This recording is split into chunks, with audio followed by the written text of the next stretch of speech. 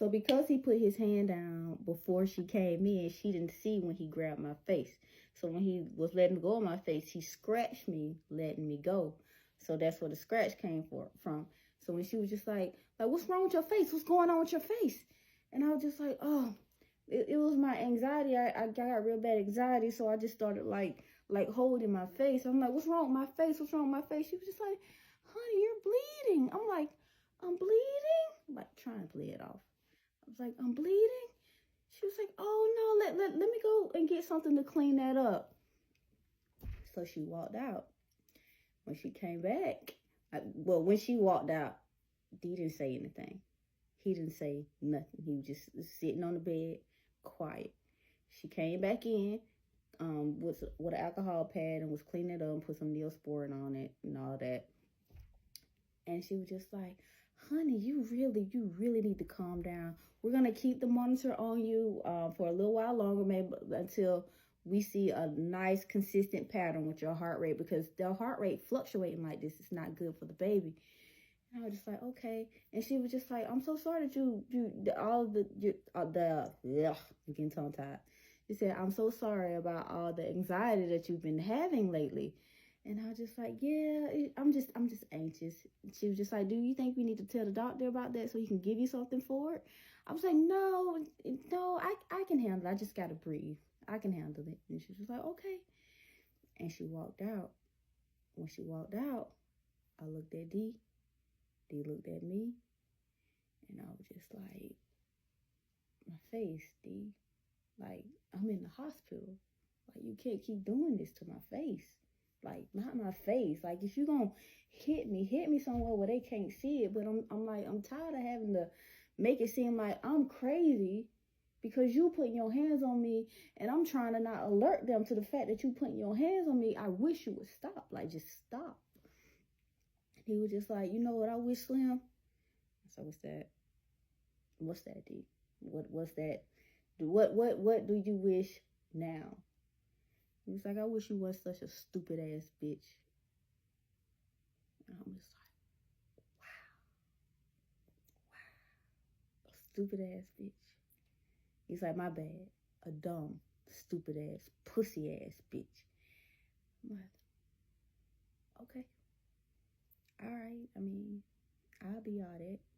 If that's what make you feel like a man, I'll be all that. So what you say, Slim? I was like, nothing at all. It ain't even worth repeating. He's like, what the fuck you mean it's not worth repeating? What you say, Slim? I said, I didn't say nothing. I said that you was right. You was right. You was right. And I stood up. I took the little monitors, the little baby heartbeat monitors off my stomach. I stood up because I had to use the bathroom. I started walking. I get to the bathroom. I sit on the toilet, and I heard a bloop. And I'm like, the fuck? And I look down in the toilet. It was like a blood clot. Like this big around. And I'm like, they told me if I had start having clots to let them know. So I stood up. And when I stood up and started walking, another clot fell on the floor. And I'm like, what the fuck? I walk into the room to page the nurse on the little pager or whatever not, and I'm just like, I'm dropping blood. He was like, Dave was like, what you mean you dropping blood? And I'm like, I'm like, do you not see these ball size blood on the floor? I'm like, I'm dropping clots. He was like, sit your ass down, sit your stupid ass down. And I'm like, I'm about to sit down. Like, I'm sitting down. He was like, don't talk to me like this, Slim. I'm like, okay. And the nurse came in. When the nurse came in, I was like, don't watch your step, because she was about to step on one. And I was like, I'm dripping this. Like, what is this? And she looked. She was like, oh no, we got to make sure you're not hemorrhaging. I was like, what? It's like, the clots. We got to make sure that you're not hemorrhaging. Hold on, let me go get the doctor. She was like, lay back. She went out and she came back in with the doctor. So it was just like, all right, let's do the ultrasound. Let's check your cervix. Let's see what's going on here. So they did the ultrasound. The baby was in breech position on the ultrasound. So they checked my cervix. My cervix was still closed. So they were just like, okay, so what we're going to do, I know you don't want to, but we're going to have to do another magnesium drip. And I'm just like, please, no. Is there any way to not have to do the magnesium drip? And it's like, there's no way to get around doing the magnesium drip. We have to do the magnesium. And I'm just like, okay, all right. So the nurse came in with the drips, and I was just like, the last time I did the drips, it burnt so bad. I was like, is there any way for it not to burn? She was like, well, the drip is going to be about 15 to 30 minutes. And she's like, the best that I can do for you is give you a saline along with the drip to help with the burning. It's not going to stop the burning completely, but it may help with the burning. I was like, okay, all right. So she started the drip. And it wasn't burning as bad as it did the first time. It still burnt. Like, it still felt like my veins were on fire. But it was not as bad as the first time. And the whole time I'm going through the drip, fat ass over there damn sleep. Just knocked out. So when she got done with the drip, she just told me to lay down, get some rest. They kept me on the little baby monitor to monitor the baby's heart rate and stuff, because that wasn't he was still fine. So I don't know what that was. He was still fine. So the next day I woke up, D was gone. Well, I guess he went to work. I don't know where he went that day, but I woke up, he was gone. So I called Keisha, told Keisha what had happened, and she came to see me to make sure I was good. Exactly 5 days later, I remember, because I was 28 weeks and 2 days. So the hemorrhage happened at 27 weeks and 4 days, on August the 5th. Now we're August 10th, 2019. I'm 28 weeks and 2 days. I'm sitting watching TV, and I just started cramping. And I'm just like, I told the nurse that I was cramping. She was like, so how far are the cramps? I said about like 4-5 minutes apart, maybe. She's like, you may be having contractions. So we're going to just keep monitoring, like, how far the cramping is. The cramping start to intensify. When the cramping start to intensify, I let the nurse know, like, look, it's hurt. Like, I'm like, this hurt. It hurts. So she's like, all right, let me get the doctor. We're going to check your cervix, do an ultrasound. Brought the doctor in. He checked my cervix. Well, they did the ultrasound first before the doctor came in. They did the ultrasound. Because the last time they did the ultrasound, 5 days prior, the baby was breached. Like, he was feet first. They did the ultrasound this time around. He was head down. Like, head down. Doctor came in, checked my cervix. It was open. I am now in labor. It's like, look, we're about to prep you for delivery. I was like, prep me for delivery? I'm 28 weeks and 2 days. Y'all said y'all wanted to keep it in for 30 for me to get 32 weeks. I'm on 28 weeks. It's like, well, the baby wants to come now, so the baby's going to come now. I was like, okay, what, do I have to have a C-section? She's like, nope, the baby's head down. We can push. Like, we're going to get you to push. Hopefully, you can just push him out. I was like, you're 28 weeks, so he may be small, and he just slide right on out. I was like, okay. And that time, the contractions start to intensify. I mean, like, really intensify. So they started prepping me, started me on my drip, taking me to the delivery room. So as they're getting ready to take me to the delivery room, D still asleep. They put me in the chair. I was like, all right, let's go.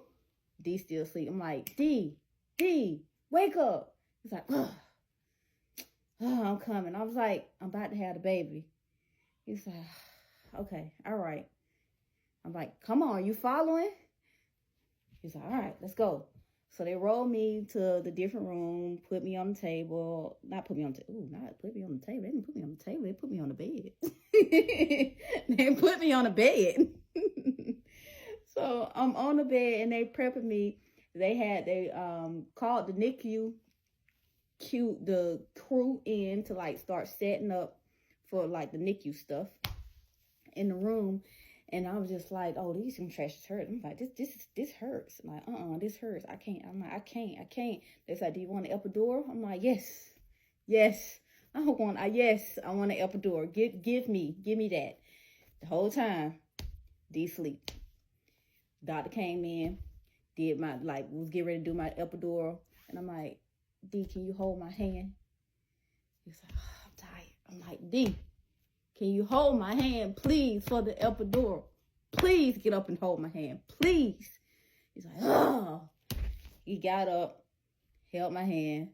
Doctor did the epidural. After that was done, he went and laid down, went to sleep. So I'm just sitting there, they turning me in different positions, trying to make me comfortable and stuff. And then when it was time, when they were just like, oh, I think that's it. They propped my legs up, and I'm like, can somebody please wake up, D? Please wake up, D. The nurse was just like, sir. He's like, huh. I was like, D, the baby about to come. The baby is about to come. Come on, get up. Please get up. Like, cause I'm irritated. I'm extremely irritated, cause I'm just like, you sleeping throughout this whole process, and I'm just like, oh. I'm pretty much here by myself, doing this by myself, cause you ain't no help. So I'm like, the baby coming. So he get up, my legs are propped up, and he was like, ew. I'm like, dude, focus. I'm like, focus. And they're looking at me. They was like, all right, we're gonna tell you to push on 3. Like 1, 2, 3. There's like push. I'm like, now push, boom, baby out. Literally 1 push, slid right on out. Like, and he was like, yeah. I'm like, his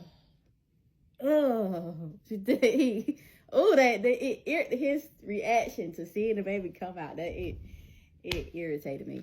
But they got him out, instantly took him over to the little cart to suction him out and get his oxygen and everything. And while they're doing it, D's over there looking at him. It's like, I don't know what he looked like, but he looked kind of weird. I'm like, I'm sure he's gonna look like somebody. I'm like, he's a fresh baby. I'm like, he's fresh. He was like, but he gonna be a fighter because he crying already, because he was crying. The baby started crying, and the doctor's just like, he's crying, and we gotta put him on oxygen. He's gonna use all the air in his lungs. He gotta stop.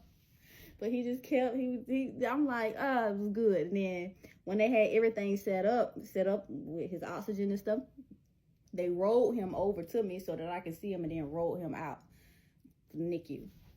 And after they cleaned me up and everything, they ended up taking me to my room that I was going to be staying in, until they discharged me. So I get to the room, and the nurse starts talking about what to do when they discharge and how long the baby may have to stay in the NICU. And I was just like, well, we don't have a place to go. I'm like, because we were supposed to be moving to Maryland. She's like, oh yeah, I remember you telling me that. She's like, well, I pulled some strings at the Ronald McDonald House across the street. I was like, across the street? It's the Ronald McDonald House across the street? She's like, yeah, right across the parking lot. It's the Ronald McDonald's house. I'm like, oh, I never noticed that was there. And the crazy thing is, my job that I worked at was literally right next door. So you have the hospital here, the Ronald McDonald House here, and my job here. Literally walking distance or whatever. So I was like, she's like, she pulled some strings. She got me into the Ronald McDonald House when I'm discharged. I was like, yes. She was just like, are you going to be staying by yourself? And I looked over at D, and he was like, no, I'm going to be staying there with her. And the nurse looked at him, and I was like, yeah, that's the dad. I mean, that's the dad. And D just kind of looked at me, and I was like, so he going to be staying too. It's going to be us. She's like, okay, once you get discharged here, you just walk straight over to the Ronald McDonald House. They're going to be expecting you and get you checked in and this and that. Like, all right. So I sat in my room for a good 2 hours or whatever not. And the nurse came in, was like, do you want to go see your baby? And I'm like, yeah, I want to go see my baby. And they took us to the NICU.